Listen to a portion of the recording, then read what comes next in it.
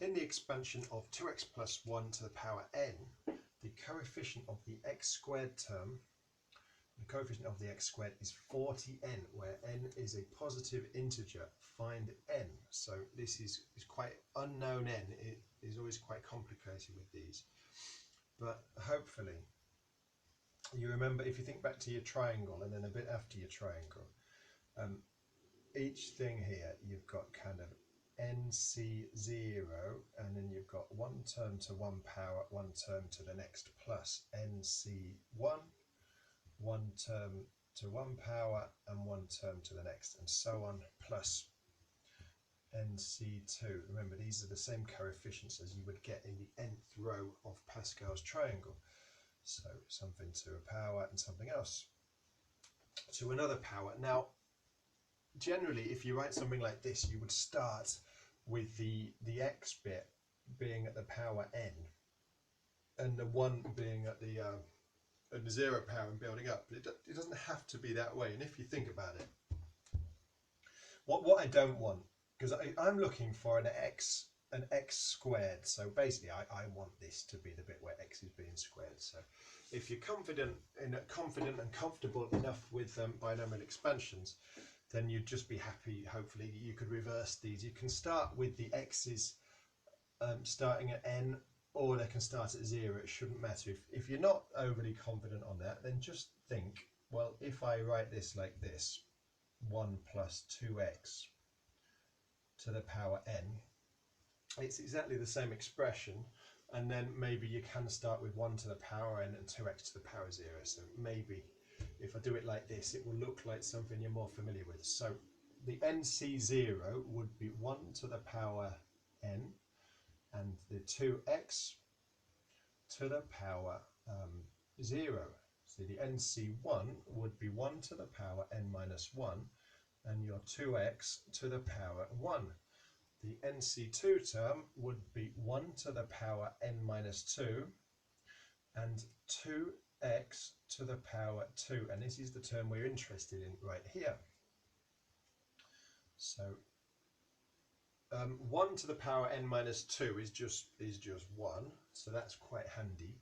So the coefficient of this x squared term is 40n, so we know that nc2 times 1 times 2x squared, which would be 4x squared, equals 40n x squared. So because it says the coefficient of the x squared is 40n, so the number in front of the x squared is 40n. So if we just get rid of the, you can do a bit of dividing to begin with. You can take the 4 with the 40 and you can divide by x squared. So maybe nc2 equals 10n. So that's not bad already.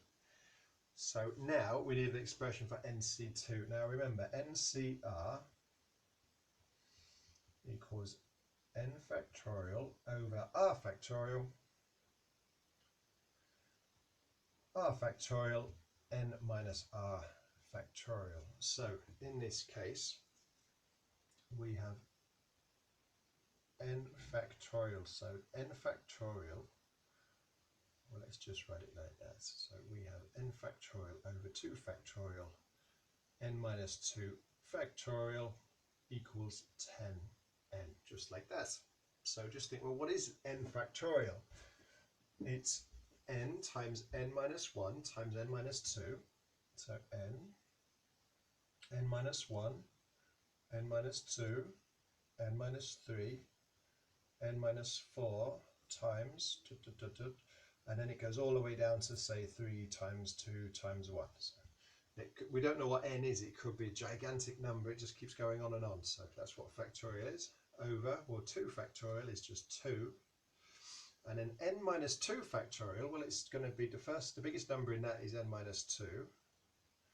And then times n minus 1. n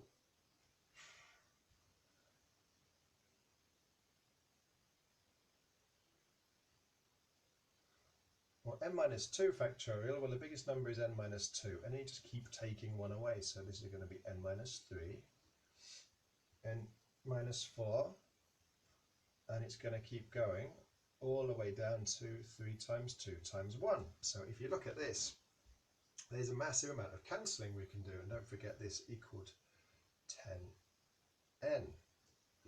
So if this is n minus 1, and then the n minus 2, n minus 3, n minus 4, all the way down to 3 times 2 times 1 can be cancelled off with this n minus 2, n minus 3, n minus 4, all the way down to that. So if I cancel this and all of this with this and all of this, we're left with n minus 1 over 2 equals 10n.